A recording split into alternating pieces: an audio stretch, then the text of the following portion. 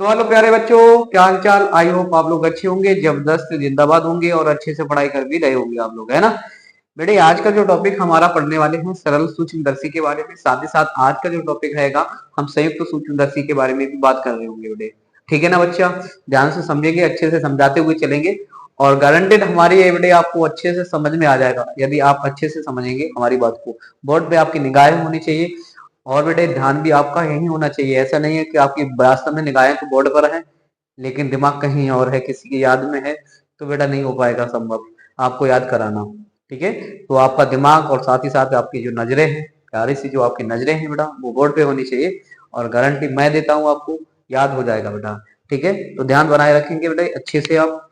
ठीक है, चलते हैं बेटे, तो मूव करते हैं बेटा। हम सरल सूक्ष्मदर्शी है क्या इसके बारे में पढ़ते हैं। तो आप बोलेंगे ये एक ऐसा प्रकाशिकी यंत्र है जिसकी सहायता से वस्तुओं के बड़े प्रतिबिंब देखे जाते हैं। कैसे देखे जाते हैं बेटे? वस्तुओं के बड़े प्रतिबिंब देखने का काम करती है इसकी सहायता से, सरल सूक्ष्मदर्शी की सहायता से हम ऐसा कर सकते हैं बेटे। ठीक है, तो लिखेंगे थोड़ा सा इसके बारे में। आप बोलेंगे यह एक ऐसा प्रकाश है, यह एक ऐसा प्रकाशिक यंत्र है, प्रकाशिक यंत्र है जिसकी सहायता से जिसकी सहायता से वस्तुओं के बड़े प्रतिबिंब देखे जाते हैं, वस्तुओं के बड़े प्रतिबिंब देखे जाते हैं, बड़े प्रतिबिंब बड़े प्रतिबिंब देखे जाते हैं, देखे जाते हैं, बड़े प्रतिबिंब देखे जाते हैं बेटे। सही है ना बच्चे? हाँ, उसके बाद बेटे मैं बात कर रहा हूँ प्रतिबिंब देखे जाते हैं, ये हमने सरल सूक्ष्मदर्शी के बारे में पढ़ा। अब हम इसकी संरचना के बारे में पढ़ेंगे, थोड़ा संरचना क्या है बेटे इसकी। ठीक है, ये मतलब ये प्रतिबिंब जो है ये सरल सूक्ष्मदर्शी है, प्रतिबिंब बनाते कैसे इसके बारे में मैं बात करना चाहता हूँ आपसे। तो सरल आप लिखेंगे संरचना, यहाँ पे संरचना।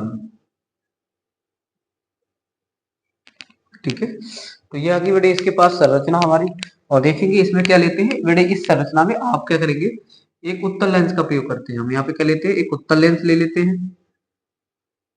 ये मेरे पास उत्तल लेंस हो गया। ठीक है, इस तरीके से बेटा हमने लाइनें खींच दी। ये है बेटे मेरे पास प्रकाशिक बिंदु है। ठीक है, इधर मैं मान लेता हूँ यहाँ पे मेरे पास फोकस है, थोड़ा ज्यादा दूरी हो जाएगा तो यहाँ पे ले लो आप फोकस को। ठीक है, अब क्या करेंगे बेटा, यहाँ पे हम वस्तु को रखेंगे, इस तरीके से हम वस्तु को रखेंगे। ये मेरे पास क्या रखी है बेटे, मेरे पास ये भी मैंने एक वस्तु रख दी। ठीक है, एक प्रकाश किरण ऐसे चलेगी और जब प्रकाश किरण ऐसे चलेगी तो ये फोकस से गुजरेगी। कहां से गुजरेगी बेटा? फोकस से गुजरेगी और एक ऐसे आएगी प्रकाशिक केंद्र से होते हुए। बेटा ये इसको हम क्या करेंगे, ये पीछे हटाएंगे इनको। ठीक है, इस तरीके से,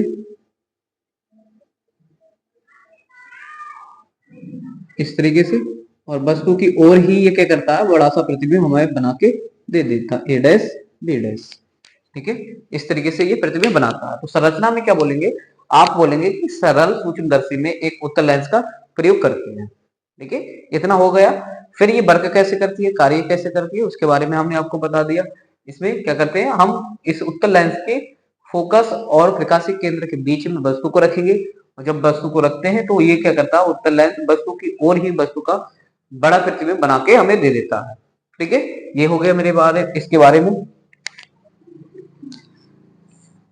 तो देखेंगे थोड़ा सा इसके बारे में। इसमें एक उत्तल लेंस का प्रयोग करते हैं, उत्तल लेंस होता है, उत्तल लेंस होता है। इसके इसके एफ व ओ के बीच बीच ओ के बीच हम क्या करते हैं बेटा, ओ के बीच वस्तु को रखते हैं। वस्तु को रखते हैं, कैसे करते हैं बेटा, यहाँ पे वस्तु को रखते हैं, तब तब क्या होता है बेटा, तब वस्तु की ओर ही, वस्तु की ओर ही लेंस वस्तु का बड़ा प्रतिबिंब बना देता है, वस्तु की ओर ही वस्तु का बड़ा प्रतिबिंब बना देता है, बड़ा प्रतिबिंब बना देता है, बना देता है। ठीक है, इस तरीके से ये हो गया मेरे पास कंप्लीट। इतनी बात समझ में आई होंगी बेटे। अच्छा उसके बाद मैं इसकी आवर्धन क्षमता को निकाल लेता हूँ। ठीक है, आवर्धन क्षमता हेडिंग डालो। अब किसकी, सरल सूक्ष्मदर्शी, मेरे लाल किसकी, सरल सूक्ष्मदर्शी की आवर्धन क्षमता को निकालता हूँ। आवर्धन आवर्धन क्षमता, आवर्धन क्षमता के लिए फार्मूला लगाते बेटा, एम बराबर क्या लगाएंगे बेटा यहाँ पे, तो ऐसे ले लो, ये वाला जो कोड बनेगा मेरे पास ये बीटा बनना होगा। ठीक है, आवर्धन क्षमता बराबर होता है अंतिम प्रतिबिंब द्वारा, अंतिम प्रतिबिंब द्वारा, अंतिम प्रतिबिंब द्वारा आंख पर बना कोण, आंख पर बना कोण बटे का बेटा स्पष्ट दृष्टि की न्यूनतम दूरी पर, स्पष्ट दृष्टि की न्यूनतम दूरी पर रखी वस्तु द्वारा आंख पर बना कोण, आंख पर बना कोण, आंख पर बना कोण। ठीक है, तो यहां से लिखेंगे शॉर्ट में से m बराबर बीटा बटे के अल्फा। ठीक है, तो क्या करूंगा, वस्तु ये मान के चलूंगा d दूरी पर रखी है, स्पष्ट ये मेरे पास है a और ये b है और ये o है मेरे पास। ये वस्तु द्वारा आंख पर बनना है कोण बेटा क्या होगा, मैं मान के चलूंगा आंख पर जो कोण बनना है बेटा अल्फा बनना है, और डी दूरी पर वस्तु हमारी रखी हुई है, तो ये वो कोण हो गया। और ये वाला जो कोण है ये प्रतिबिंब द्वारा आंख पर बना कोण बीटा है। ठीक है, तब इसकी जो आवर्धन क्षमता को निकाल के लेके आते हैं, आवर्धन क्षमता के लिए फॉर्मूला होता है डी बटे का यू, ये आवर्धन क्षमता का फार्मूला हो जाता है संयुक्त सूक्ष्मदर्शी, सरल सूक्ष्मदर्शी की आवर्धन क्षमता का फार्मूला जो होता है क्या होता है, डी बटे के यू होता है। ठीक है बेटे, शॉर्ट में लिख लेंगे, आपको बहुत ज्यादा लिखने की जरूरत नहीं है, क्योंकि इसके बारे में कुछ ज्यादा नहीं पूछा जाता है संयुक्त सूक्ष्मदर्शी के बारे में, वो अच्छे से पढ़ा रहे होंगे आप लोगों को। ठीक है, आगे बेटे मैं कहता हूँ, अब मैं अधिकतम आवर्धन क्षमता प्राप्त करना चाहता हूँ। क्या करना चाहता हूँ, अधिकतम आवर्धन क्षमता, बेस इसके कुछ केसेस है, उनके केसेस के बारे में पढ़ लेंगे, क्या क्या केसेस है, अच्छे से समझेंगे इनको।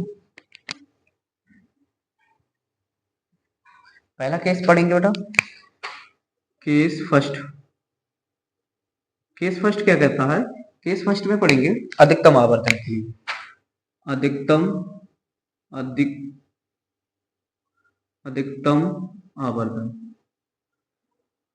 आवर्धन के लिए प्रतिबिंब कहाँ बनेगा बेटा, प्रतिबिंब जो बनेगा b बराबर जो होता है स्पष्ट दृष्टि की न्यूनतम दूरी पर बनता है, कहाँ बनता है, स्पष्ट दृष्टि की न्यूनतम दूरी पर बनता है, और स्पष्ट दृष्टि की न्यूनतम दूरी पर बनता है, तो इसकी आवर्धन क्षमता के लिए फार्मूला बनता है m बराबर 1 प्लस डी बटे का d और d बटे का u।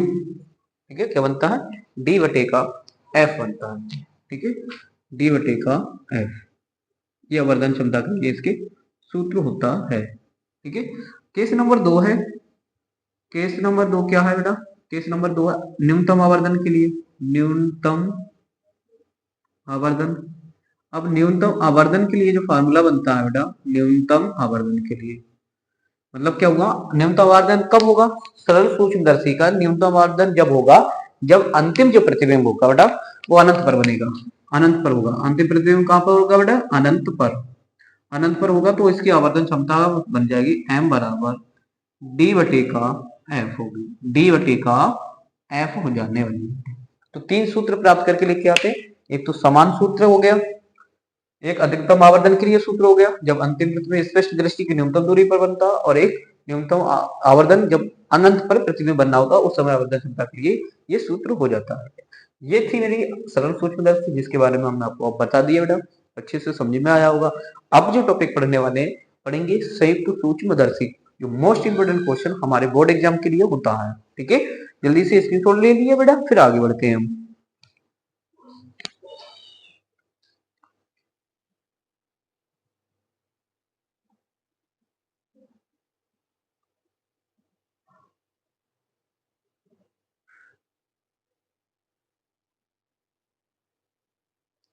ठीक है, स्क्रीनशॉट हो गया होगा आप लोगों का। अब आगे बढ़ते हैं थोड़ा सा। ठीक है,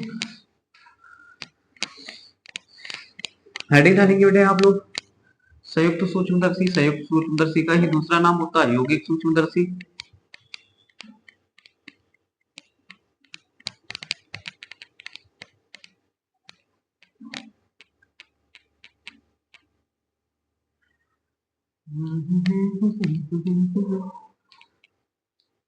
अरे भाई उतार दिया, चलो कोई नहीं, मिटाल दिया तो मिटल जाने दो।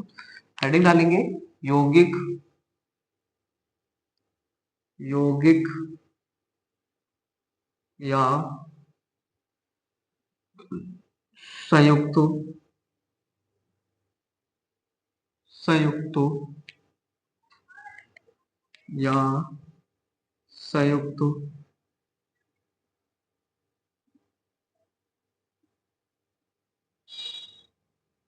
संयुक्त सूक्ष्मदर्शी, सूक्ष्म सूक्ष्मदर्शी। ठीक है, यौगिक या संयुक्त सूक्ष्मदर्शी। ठीक है, इसका वही काम है, अति सूक्ष्म वस्तुओं के बड़े प्रतिबिंब देखने के लिए हम इसका प्रयोग करते हैं। यौगिक या संयुक्त सूक्ष्मदर्शी क्या है, आप बोलेंगे कि ऐसा प्रकाशिक यंत्र जिसकी सहायता से अति सूक्ष्म वस्तुओं के बड़े प्रतिबिंब देखे जाते हैं, यह एक ऐसा प्रकाशिक यंत्र होता है। ठीक है, संयुक्त सूक्ष्मदर्शी। उसके बाद भी बात करेंगे बेटे इसकी संरचना कैसी होती है, कैसे बनता है ये, इसके बारे में हम बात कर रहे होंगे बेटे आपको। ठीक है, तो लिखेंगे थोड़ा सा इसके बारे में। यह एक ऐसा प्रकाशिक यंत्र है, यह एक ऐसा प्रकाशिक यंत्र है, प्रकाशिक यंत्र है जिसकी सहायता से,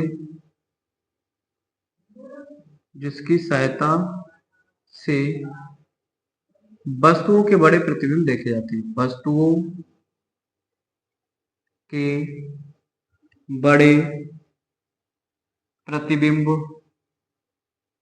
बड़े प्रतिबिंब देखे जाते हैं, देखे जाते हैं, बड़े प्रतिबिंब देखे जाते हैं। कैसे, अब ये भी समझो कैसे, तो आप यहाँ पे थोड़ा मेंशन कर सकते हैं, अति सूक्ष्म वस्तुओं के बड़े प्रतिबिंब देखे जाते हैं।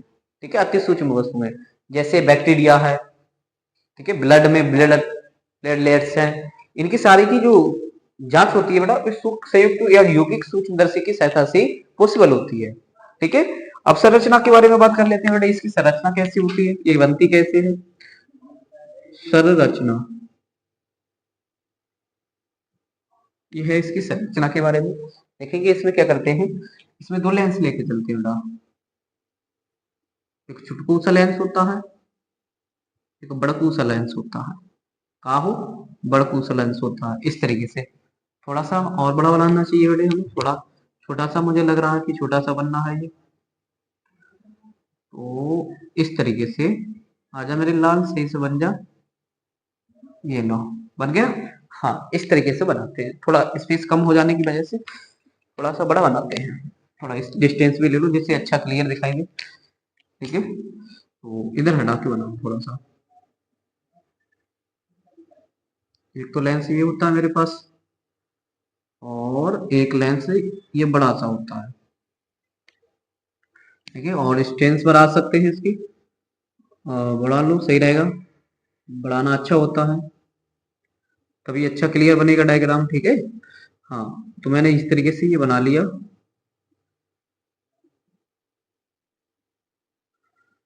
और बड़े मैंने यहाँ से एक लाइन खींच दी इस तरीके से, ठीक है, ये लाइन खींची। तो यहाँ पे मैं क्या करूंगा, इसमें आप बोलेंगे संरचना पे, आप बोलेंगे ये जो बेटे मेरे पास है इसको बोलेंगे अभिदर्शक लेंस। ये जो होता है अभिदर्शक लेंस होता है, बहुत ज्यादा स्पेस मत लो, अभिदर्शक लेंस होता है, अभिदर्शक लेंस, ठीक है। ये कैसा होता है ये अभी बताऊंगा कैसा होता है। और ये होता है बेटे मेरे पास, आप बोल सकते हैं ये होता है नेत्रिका लेंस, नेत्रिका लेंस, नेत्रिका लेंस, ठीक है। ये नेत्रिका लेंस होता है, और जो होता है ये वाला ये अभिदर्शक लेंस होता है, ठीक है। हाँ, इतनी समझ में आई बात, इतना हो गया। तो इसके बारे में थोड़ा सा बात कर लेते हैं, इधर कर लेते हैं। अभिदर्शक लेंस, स्पेस इधर से ले लो, अभिदर्शक, अभिदर्शक लेंस। अभिदर्शक लेंस क्या है, आप बोलेंगे ये जो होता है कम फोकस दूरी वाला, कैसे बोलेंगे, कम फोकस दूरी वाला तथा छोटे द्वारक वाला एक उत्तल लेंस लेते हैं जो वस्तु की ओर रखा जाता है, ठीक है। इसलिए इसको क्या बोलेंगे, अभिदर्शक लेंस कहते हैं। आप बोलेंगे कम फोकस दूरी, कम फोकस दूरी तथा छोटे द्वारक वाला, छोटे द्वारक वाला एक उत्तल लेंस लेते हैं, उत्तल लेंस लेते हैं जो वस्तु की ओर रखा जाता है, वस्तु की ओर रखा जाता है, रखा जाता है। इसलिए इसे, इसलिए इसे क्या बोलेंगे बेटा, इसलिए इसे अभिदर्शक, आप लिखेंगे मेरे लाल, इसलिए इसे अभिदर्शक, अभिदर्शक लेंस,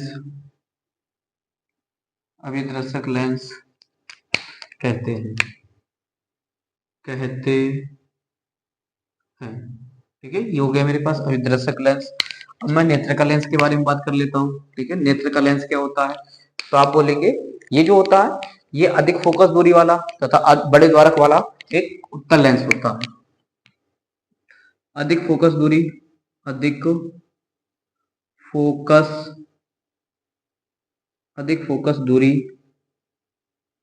तथा बड़े द्वारक का, बड़े द्वारक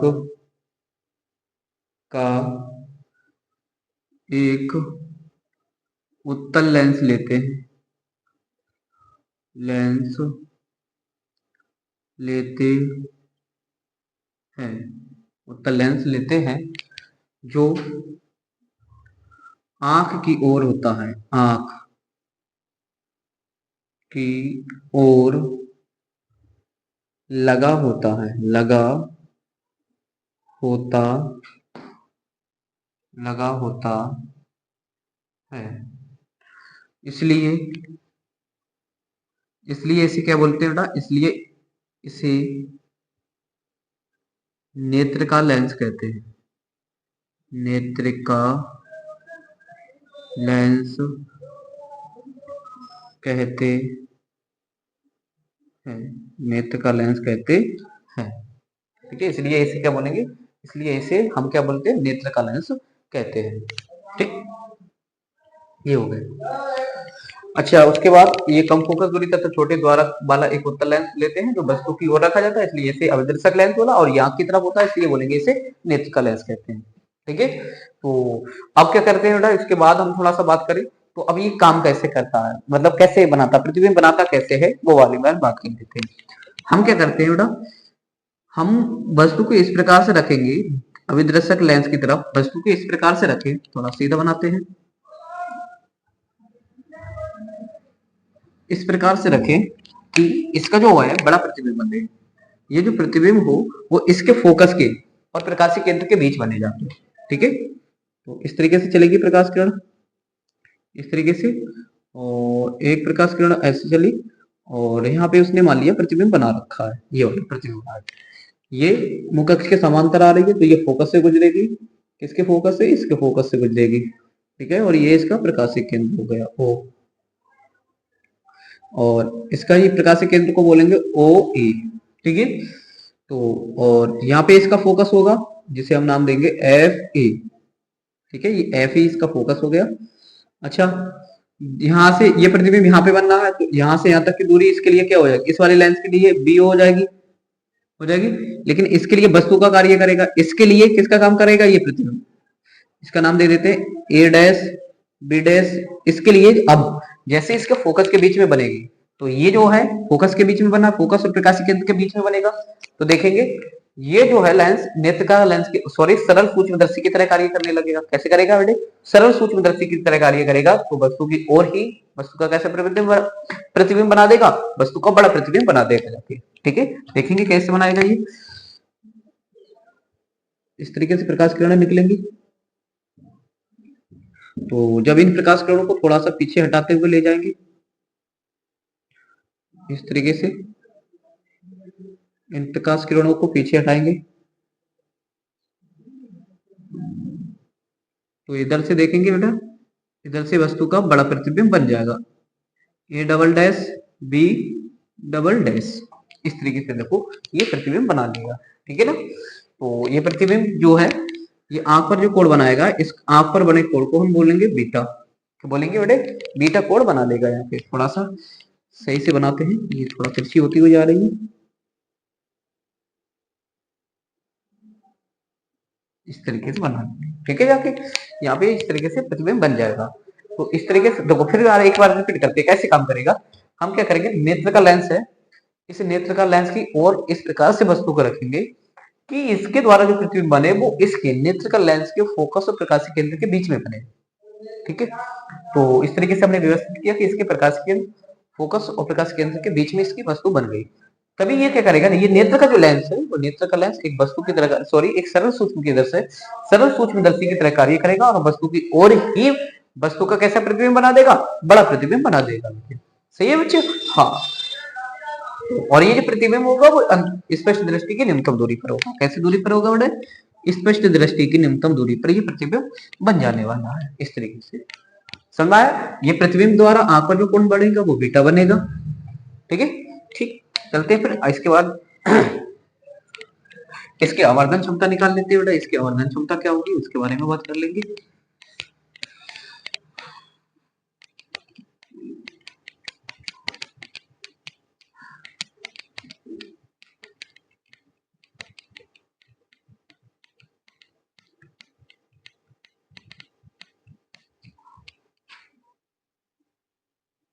इस तरीके से ये बना देगा।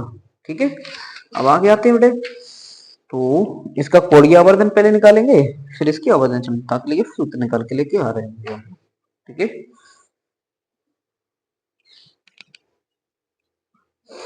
ठीक, चलते हैं बेटे। तो इसके पहले कोणीय आवर्धन निकाल लेते हैं। कोणीय आवर्धन, कोणीय आवर्धन, आवर्धन, कोणीय आवर्धन। ठीक है, कोणीय आवर्धन बराबर फार्मूला लगाते हैं इनका, अभिदर्शक लेंस की आवर्धन क्षमता, अभिदर्शक की आवर्धन क्षमता गुणा नेत्रिका की आवर्धन क्षमता, नेत्रिका की आवर्धन क्षमता। अब लिख लेंगे बेटा यहाँ पे पूरा आवर्धन क्षमता मैंने यहाँ पे लिखा है, क्या फार्मूला बनता है, तो बराबर आप लिखेंगे यहाँ पे एम ओ इंटू का एम ई, एम ओ बराबर होता है बी ओ बटे का यू ओ, और यहाँ पे जो होगा वो डी बटे का यू ई होगा। ठीक है, तो इसकी कोणीय जो आवर्धन क्षमता के लिए फार्मूला आता है वो ये निकल के आता है। ठीक है, पूछा जाता ऑप्शन में पूछा जाता कोणीय आवर्धन बता दीजिए संयुक्त सूक्ष्मदर्शी का क्या होगा, तो ये होगा बेटे। ध्यान ध्यान से समझिएगा। ठीक, आगे आते हैं बेटे इसकी आवर्धन क्षमता के बारे में। आवर्धन क्षमता, तो इसकी आवर्धन क्षमता का आप ऐसे लिख लो, आवर्धन क्षमता केसेस के रूप में लिख लो। केस नंबर एक, केस एक क्या कहता है? केस एक, जब अंतिम प्रतिबिंब स्पष्ट दृष्टि की न्यूनतम दूरी बने। अंतिम प्रतिबिंब, अंतिम प्रतिबिंब स्पष्ट दृष्टि की न्यूनतम दूरी पर, दृष्टि की न्यूनतम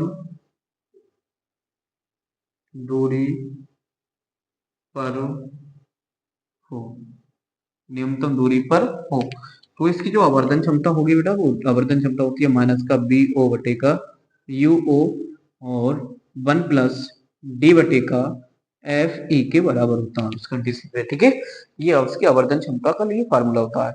उस समय इसकी जो लंबाई होगी संयुक्त सूक्ष्मदर्शी की, संयुक्त सूक्ष्मदर्शी की लंबाई इस कंडीशन पे, संयुक्त सूक्ष्मदर्शी की लंबाई समझेगी, संयुक्त सूक्ष्मदर्शी की जो लंबाई होगी एल बराबर जो होगा, सॉरी एल बराबर जो होगा होगा बी ओ प्लस का U O, B O plus का यू ओ। इस कंडीशन पे इसकी आवर्धन क्षमता के लिए जो फार्मूला ये बन के आ जाता है। ठीक है बच्चे, हाँ उसके बाद आगे आते हैं बेटे, और आगे अंतिम प्रतिबिंब अगला केस लिखेंगे।